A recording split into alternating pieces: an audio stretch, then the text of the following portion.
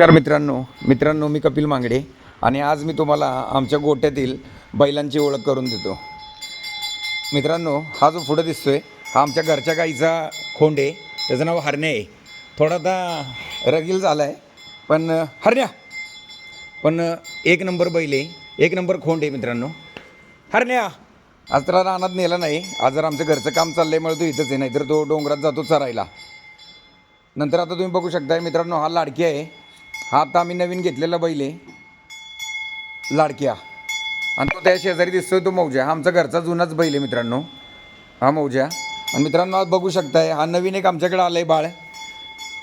ह्याचं अजून आम्ही नाव ठेवलं नाही मित्रांनो। जर तुम्हाला ह्याच्याकडे बघून जर तुम्हाला काही सुंदर नाव सुचलं तर नक्कीच मला पण कमेंटमध्ये सांगा। आम्ही पण यासाठी नाव शोधतोय मित्रांनो। आणि हा 2 दिवसापूर्वीच आता जन्मलेला आहे। हा आमच्या घरच्या गाईचाच खोंड आहे, पण एक नंबर सुंदर खोंड आहे मित्रांनो। तुम्ही बघू शकताय, खिल्लार खोंड।